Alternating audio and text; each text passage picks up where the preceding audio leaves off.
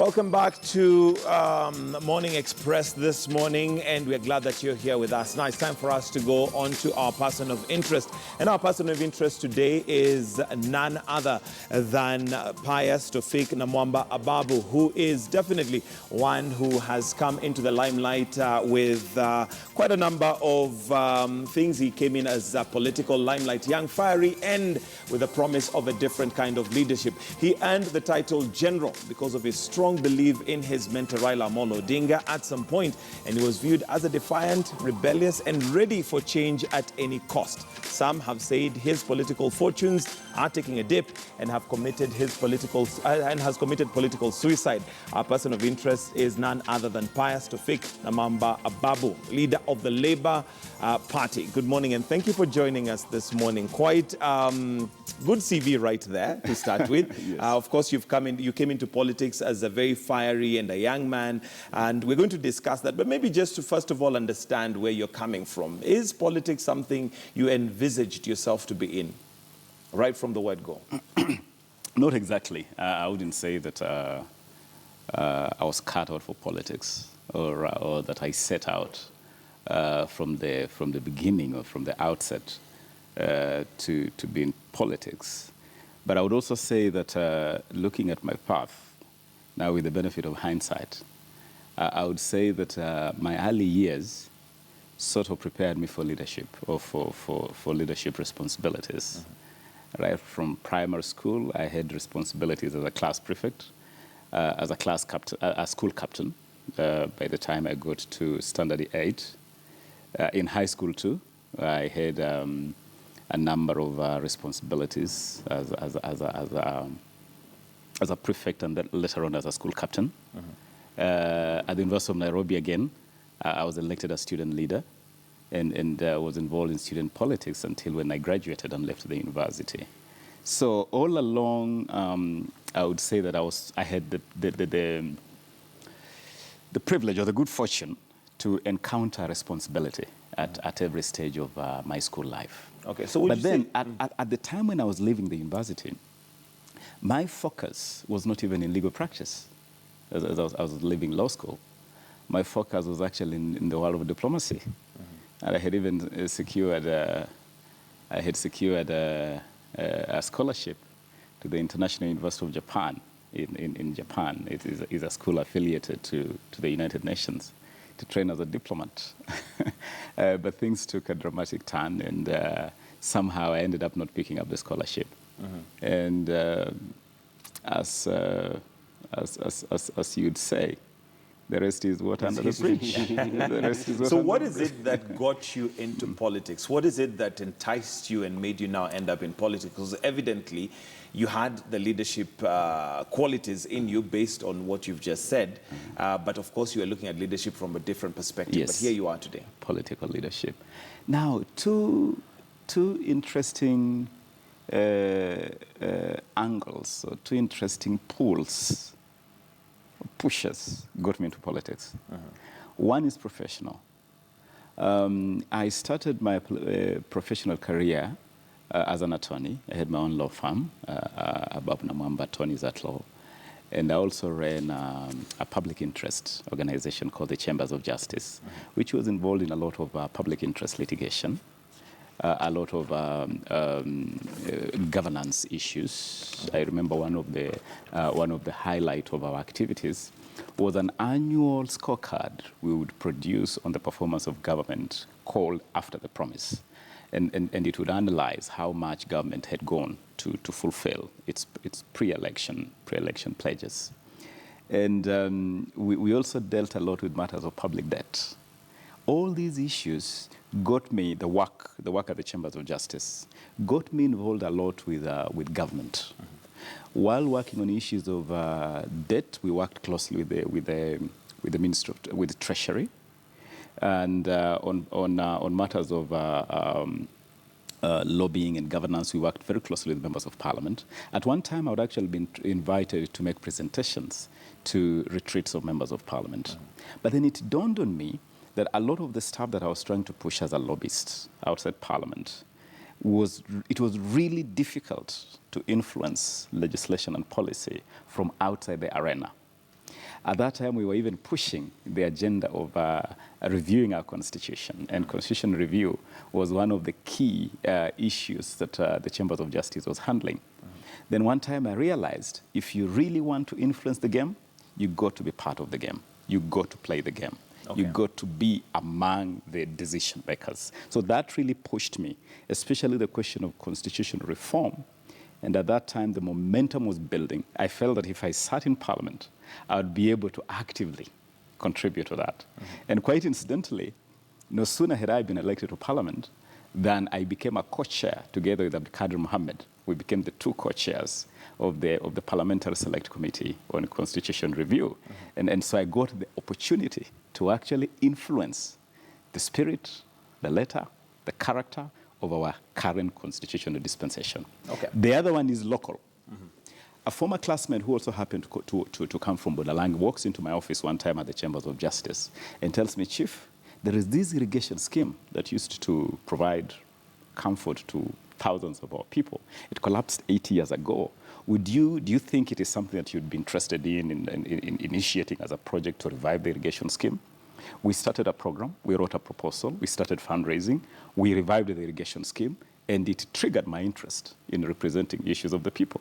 And so what is called today Bunyala irrigation scheme in Budalangi could as well be a trigger that got me to even run for the Budalangi parliamentary seat. And here you are today, like they say, the rest is history. The rest is history. Okay, before we get into your political career, because we'll come into that, you've endeared yourself to the young people, especially by way of expressing your love for your family and basically the balance. How is it that you balance, first of all, your political life, because I'm sure it's very busy, with your family life, given that you're a young man with a young family?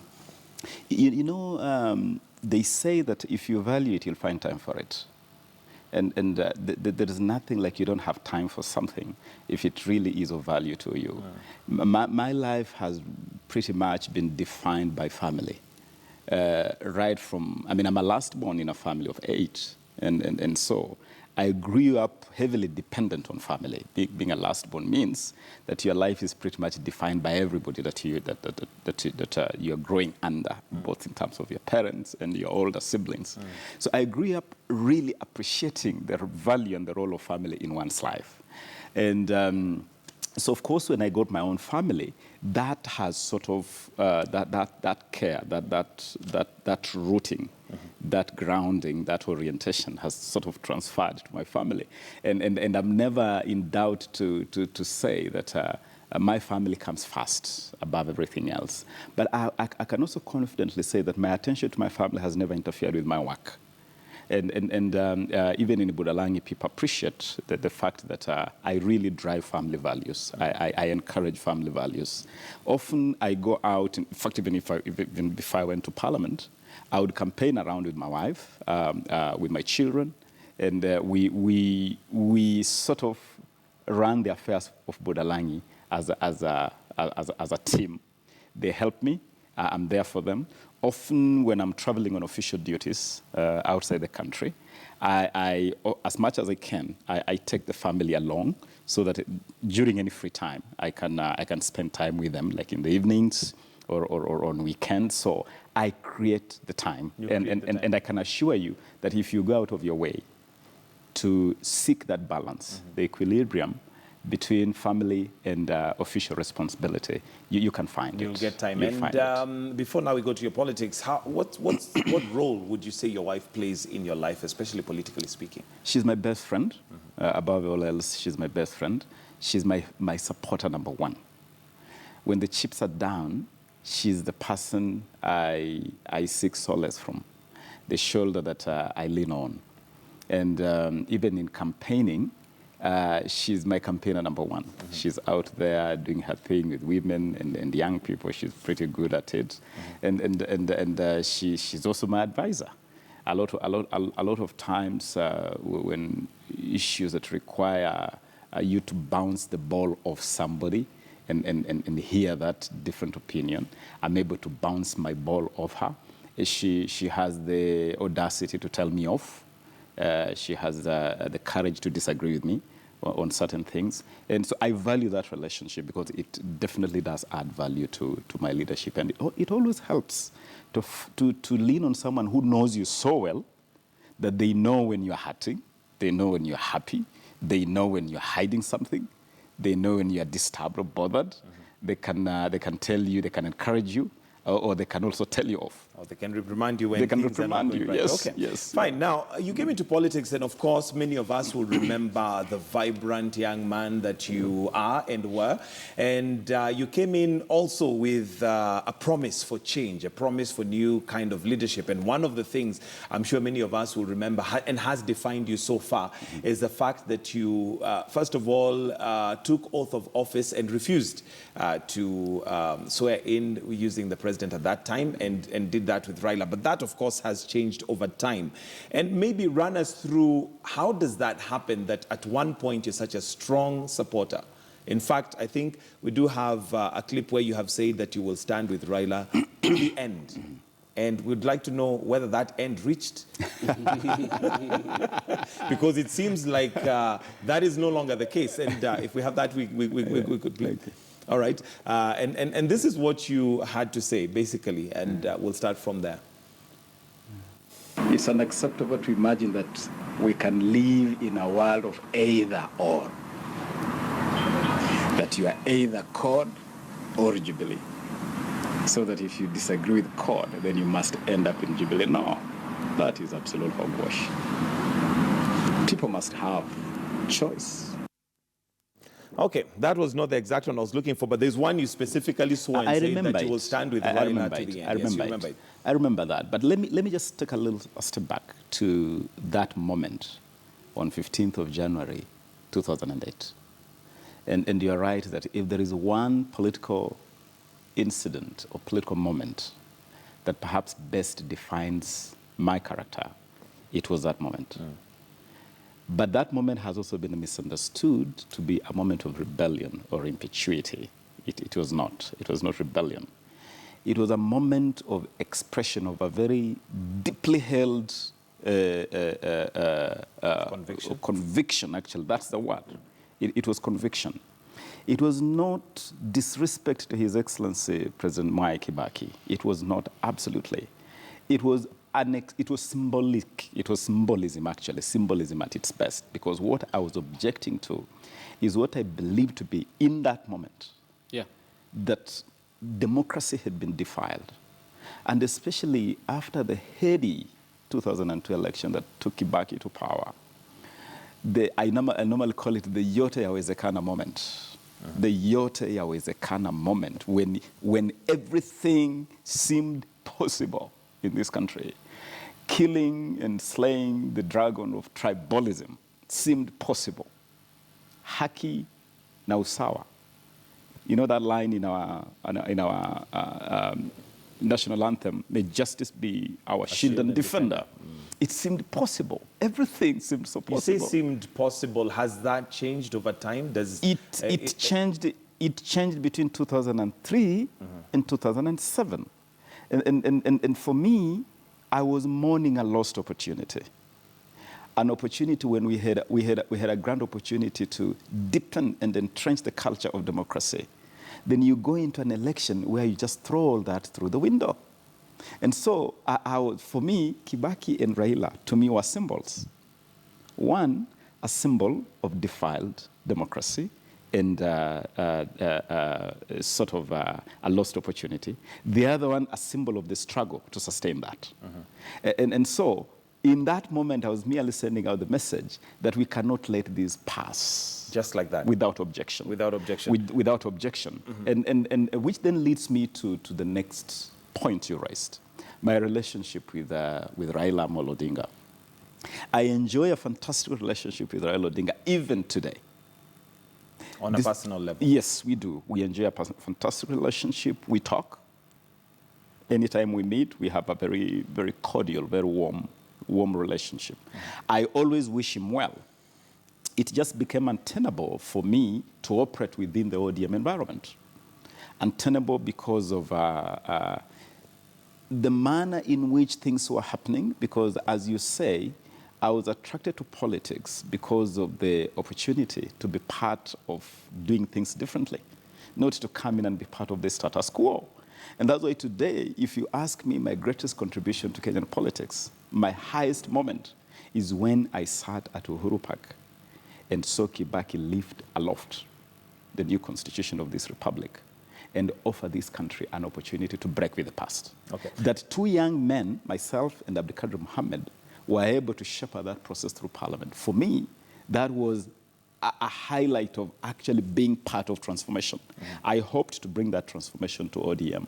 Okay, so coming back to your relationship with Raila Odinga, help us understand what is it that happened. You've just mentioned that when the reason why you could not operate in you could not operate in that environment is simply because you are not able to. Something changed. Yes. Something somewhere took a turn. And maybe we'll just listen in to what you had to say. Then we can come back to hear what really changed.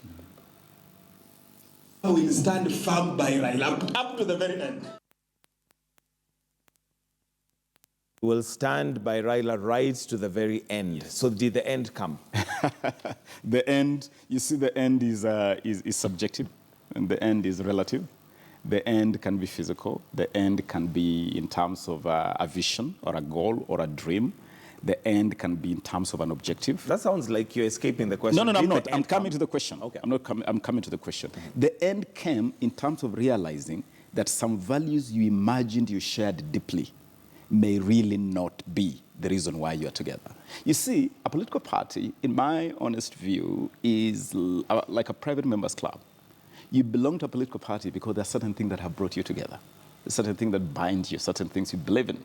When you reach a moment where you realize maybe you do not share those things anymore, then you cannot continue to be together. I sat in Kasarani on 28th of February, 2014, and was petrified to see a party sabotage its own election. Why? Because they wanted to stop me from being Secretary General of the party. And in one, Instance. like twinkling of an eye, I had moved from a general who was this respected warrior that would stand up for Raila anytime and any circumstances. The moment I declared interest to succeed Professor Anyang' Nyong'o, I moved from a general to a mall. And what transpired on the floor of the Kasarani Gymnasium, people kicking, pulling boxes and tearing ballot papers, I watched and said, goodness me, this is not happening. Did this surprise you? Did this come to you as a surprise? Not exactly, because we had intelligence that this was being planned. And you had also been warned. And the night before, we even confronted Raila Odinga himself and told him, Your Excellency, we believe, we have intelligence that there's a team around you that is planning to sabotage this election, and that you are actually going to meet the goons that will sabotage the elections tomorrow. As soon as you finish meeting us, you'll go to meet them. And we actually gave him the chance. We told him, if you are uncomfortable with any of us, rather than have the election sabotaged, just tell us in this private room and we'll withdraw from the race. Look at any of us. If any of us, you have a problem with us, you feel and remember, even before I declared interest in that position, I had sought clearance from him. So that moment planted the first seeds of doubt in my mind. Now, regarding the party or regarding Raila? You see, in this country, parties are their leaders. Don't be deluded. Don't be mistaken. But Ababu, you came in with a promise of a new kind of leadership, and aren't you able to turn that narrative? Must we live under that kind of narrative where parties are just about individuals? But you see, for you to change a system, you got to have the goodwill within the system. Let me give you a simple example. When we finally struck a deal, and we said, okay, let us do a compromise, and I became Secretary General of the party, I moved in with a raft of things I wanted to do. Among the things I believed must be fixed in ODM immediately was the manner in which we conduct nominations. And I remember telling Raila Odinga, we cannot be a party where every time we face a nomination, it's war. The war drums are already beating. Someone just died in Mathare the other day because of a battle between TJ Kajwang and Elizabeth Ongoro. The stage is already being set for the usual round of war, mayhem, violence, death that always accompanies ODM nomination. And I told Raila Odinga, allow me, as your Secretary General, to restructure the way we conduct nominations. And let us start with the elections board. Let us have an elections board that is populated by people of moral character. And I went ahead, I got his assurance, I announced the disbandment of the elections board after a resolution of NEC, and that resolution was overturned within 1 week by a junior officer acting on the instructions of the party leader himself. I realized I may have all the lofty ideas, and actually it just dawned on me, there's a big difference between being a political romantic and dealing with the real politics. Yeah, go on. The narrative that you're building is an interesting one, Ababu, and I'll tell you why.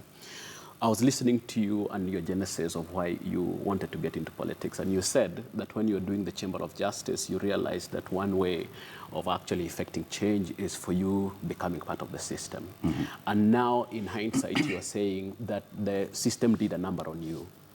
The question here is, was your assessment of the system wrong initially, or is it that your own ability to assess the system was wrong? And why I'm asking you this is, when you say, for example, that you are shocked about what happened to you in Kasarani, I get surprised, because any observer, and you have said that you yourself had actually told your party leader that you are associated, that the party is associated with a certain brand of politics, and that's how they settle political. Okay, you had already mentioned that. Yes. So that when it finally happened to you, it shouldn't have been a surprise. You should have said, this is the character of the party that I stand for, and I'm not surprised.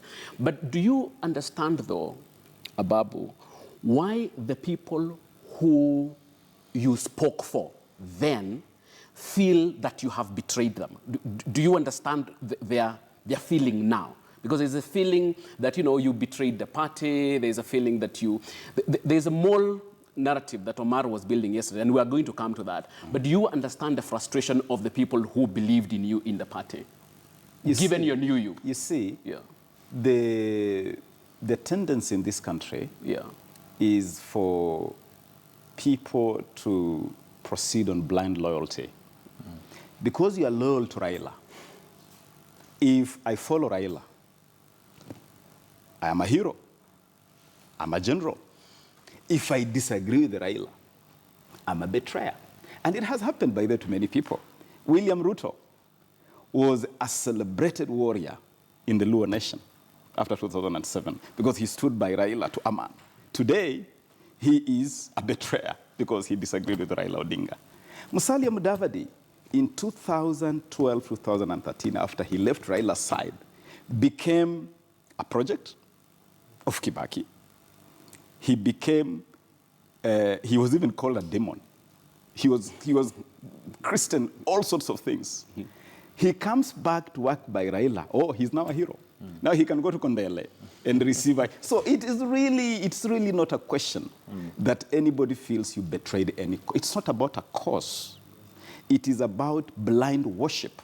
So that when you are no longer in the orbit of the object of worship, then you are viewed as a betrayer. But let me come to the point you raised about holding on and, of course, what I expressed earlier, that you enter a system to change it. Yeah. Now, when I entered Parliament, Parliament had the courage to trust someone. In fact, Honorable Abdulkadir Mohammed and myself were first-timers. We were barely a year old in Parliament. We were elected co-chairs of the Parliamentary Select Committee, and we were afforded every opportunity. We were afforded every space to steer that process to its conclusion. Some of the pieces of legislation that I've been able to bring to Parliament, afforded space within Parliament, have been revolutionary. And they have actually enabled me to see my beliefs, my convictions, end up in legislation and policy. So if the system affords you the space and the support, then you can be able to affect change. ODM is an impervious system that is averse to any change. And that's why anybody that has sought to do things differently has had to leave. So is this something you discovered after 4 years? Now we are getting into the 50th year. I mean, ODM. Is this something you've suddenly just discovered? I tolerated a lot of things. Of course, for me even to decide to want to be Secretary General, I had already observed a lot of these things. I had observed how we handled the 2013 election especially. And I thought that we needed a better way of handling a general election.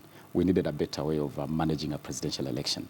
And I believed, and I had done a massive job through my ODM Reloaded team to sort of shore up the fortunes of Raila Odinga in the run-up to 2013. But I just thought the way the presidential campaign infrastructure was managed was not right. And so I had observed a lot of these things. So when I was seeking to be in a position of influence, I believed it would give me the opportunity to get the ideas I held very dear implemented. Okay. But then there's something else which is very personal to me also. You remember the so-called scandal in the Public Accounts Committee. And to date, I have always challenged the people who manufactured an imaginary scandal. And the whole purpose was to remove me as chairman of the Public Accounts Committee. Of course, later on, I managed to piece together the strands of how this was even connected to the wars that were going on around the position of Secretary General. And the idea was drag my name in the mud in the Public Accounts Committee, and then use that as a platform now to remove me as Secretary General of the party. And the whole idea was to make sure that they have their own person as chairman of the Public Accounts Committee. And I remember asking Raila Odinga, if you wanted me to exit the position of chairman of the Public Accounts Committee, the easiest thing would have just asked me to do it. Why would they want you to not be chairman of the PAC? What reason would they have for that? Obviously, maybe because I was not playing their game. Or it could be the same reason why they did not want me to be Secretary General. What's that reason? Because we imagine from the outside that this is a party of change, it's a party that has the ideals. What is that reason that would make them now hunt Ababu Namwamba, first of all, not to be Secretary General of the party, secondly, not to be chair of the PAC? I can only think of two reasons. One, I do not belong to the inner core. I'm not a member of the dual. Okay? There's something called dual, which is like the sanctus sanctum of the party. Who are the members of I don't want to go there. I don't want to go there. I'm not a member of the sanctus sanctum of the party. And secondly, because the change I professed, the change I stood for, threatened the status quo. Okay, so if you're not part of that dual, you don't want to name it? No, I'm not interested. What's their motive? What's their intention? They're keepers of the throne. Just make sure the throne is not threatened. To what end? And anybody, I don't know, maybe they have their own objective. For some of us, maybe the objective was to see a Raila presidency. Maybe they have a different objective. Do you think they played a part in the Men in Black thing? I believe they planned it. They planned the Men in Black thing? I believe they planned it, they financed it, they deployed it. Yeah. One of the things that I have probably pointed out before is that probably your political mistake was what you did after they did a number on you in Kasarani. The day Raila called a board meeting and dished out the positions that he had stopped people from earning in Kasarani, and you took that position from his hands, that was a poisoned chalice. And didn't you know then that it was a poisoned chalice and it was a way of making sure that you will never become an independent player in ODM? I will be honest with you. Yeah. All my key advisors, my team in Budalangi, because at the end of the day, Budalangi is where the rubber meets the road for me. Yeah. Those are my primary employer. Yeah. My wife, my technical team, they were all clear. Don't take this position. Absolutely. Don't take it. Yes. And many of them used that phrase. Yeah. It's a poison chalice. It's a poison chalice. It was a poison chalice. It was a poison chalice. It's a poison chalice. Yes. Now, why did I take it? Tell us. Yes, I will. And the only reason I took it is that I still believed, okay? I still believed, I still had faith in my party leader. I still had so much faith that I was willing to give him another chance. You talked about blind. You talked about blind following and blind loyalty. Blind loyalty. Yes. Were you guilty of the same? Because from where I'm seated, Ababu, after all that had happened to you, for you to still have faith in this, don't you think then you are part of this blind thing? Because you said your wife, people from Budalangi, including myself, who is a very independent and an allied observer. I said, Ababu can't do this. So were you part of this? Were you under this spell of blind loyalty yourself? Spell no, but I believe in giving people a chance. Even after they did what they did to you in Kasarani? I believe in giving people as many chances as you can. Yeah. Christ teaches me, and I'm a good Christian, 77 times 7. Yeah. And in hindsight, do you think that though this was a big political mistake? No, it's not. I will never regret that decision. Yeah. I don't regret that decision because, one, I gave my party then the opportunity to still deploy me and make use of me. Yes. And I gave my then party leader the opportunity to allow me to perform the responsibilities I believed I had earned the stripes to perform. I offered 18 months of a chance to him and the party to let me serve him, to let me serve the party. I was not given the opportunity, so that by the time I was walking away, I did not walk away with the regret of what if I had taken the opportunity? What if I had played that responsibility? Would I have been able to do ABC? But I took the opportunity, and I was able to attempt a number of things. I was able to attempt to clean up the elections board. I hit a brick wall. It's uncleanable. I was able to attempt to show up numbers in our strongholds. I started something called Tokelezea ID, and I mounted a truck and went all over the ODM strongholds to get people to get IDs and go out and register and vote and get more numbers for Raila Odinga. It hit a brick wall also. It was sabotaged again within the system. So I can proudly say that I'm happy I took the risk. Yes. And I'm happy I was able to attempt to implement some of the things I believed in. It did not work. Yes. I did not regret it. Yes. It was a good moment for me, a good learning and maturing. I would actually say my moment of maturing as a politician was during that phase. Allow me, Prof, to move forward, because we need to manage time here, and we want to now move away from the past and come to the present. And well, one of the things that you even said on the clip we played was that you, first of all, would at some point had vowed you're going to stand with Raila all the way to the end. We've already established where you are now, but you also mentioned that you're not in a space where it's either or. And you came out and said that you could be the third force. Now, question number one, do you see yourself as a third force right now, given that your party the other day came out and said that you're standing behind Uhuru Kenyatta's presidency? The third force idea, and I need to clarify, the third force idea was basically saying that we must play politics where we have diverse options, diverse choices for the people of this country. And by moving to Labour Party, because when I exited ODM, everybody expected me perhaps to walk to Jubilee and become a member of Jubilee. I made it very clear that it doesn't have to be like that. It doesn't have to be either or, that you are either in CORD now, NASA, or in Jubilee. But it looks like it's just a longer route that you took, but you're ending up there. It's not a longer route. It's just that if we had time, we would definitely, we have considered the option of having a presidential candidate on the Labour Party. But we don't believe in running in an election just for the sake of running. You run in an election because you have something serious to offer and you have a good chance to capture the platform upon which you want to implement what you believe in. We have assessed the possibility that we could put up a presidential candidate on Labour and make a serious bid. And we decided that we are not ready as a party to put forward a presidential bid. And so we have received a petition the other day from our aspirants assembly. We have an assembly of all the aspirants that are running on the Labour Party, and our Women Congress and our Youth Congress. They were saying, if the party is not putting up a presidential candidate, we petition the party to consider supporting Uhuru Kenyatta. And the party is actually processing that petition. Everybody's running all over saying we have already decided to support Uhuru. What we have received is a petition from some of our party organs. And next month, it is precisely on 8th of April, the party will be holding its national delegates convention.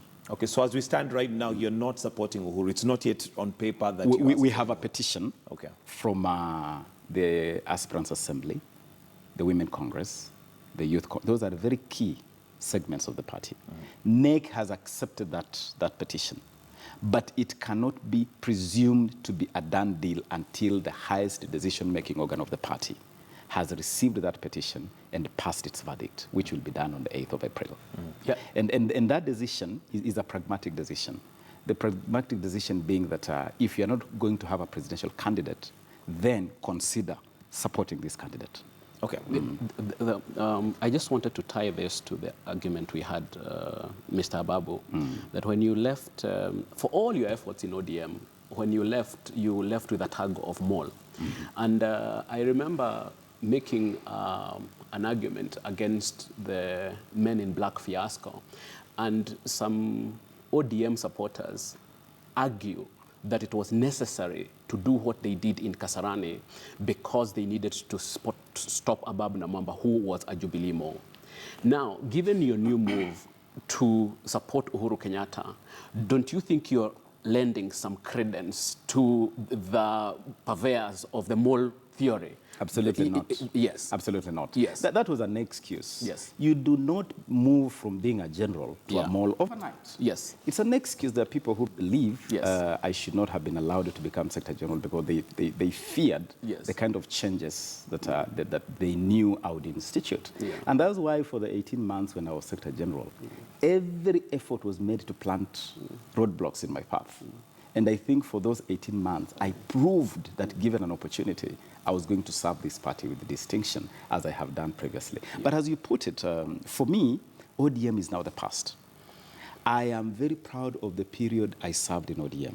And remember, I was not invited to join ODM. I'm a founder member of ODM. I was there when this child was being conceived, when this child was being born and named. I even helped to initiate the ODM diaspora branch when I was living in Washington, D.C. And so ODM for me is something I'm proud to have been part of creating and building and strengthening. It's a phase in my politics. How are you doing things differently It's a now? chapter that I have closed. Now I am proudly and happily a member and leader of Labour Party. How are you doing things differently We are doing in things, Labour we are doing things differently. as opposed to ODM? Basically, we are putting faith in institutions and not individuals. And that is one challenge which I have seen weaken ODM. And that's why people who founded this party, the Nyagas, the Ngilus, the Balalas, the Rutos, the Musalias, the Kosgeis, all of them have taken flight. They have all left. ODM is the shell that it was in 2007. And that's why Raila cannot dare run on ODM. He must go fish around characters all over and cobble together. Today it's CORD, tomorrow it's NASA, because now ODM is no longer the political juggernaut that it was. All right, unfortunately... And the lessons learned from ODM are helping me time to is really develop against Labour us, in so a I'll have better to way. stop you right there. But last question, what is it that people should look forward to in Ababu Namwamba? What's going to be different about you? Last question, very briefly. I mean, in terms of politics, people should expect Labour Party to grow into a movement where our slogan, Haki na Usawa, will define how we play our politics. Thank you very much, Ababu Namwamba, for coming on Person of Interest. We'll have to wind it up right there. And do stay with us right here on KTN News. We are going to have some news updates for you. Then later on, remember, we're going to be crossing over to KICC, where Michelle Ngele is going to be filling us in on what's happening at the SME Fest, which is taking place at the KICC. For those of us on KTN Home, Life and Style will begin shortly. For now, we'll leave you with the traffic update on Kenyatta Avenue.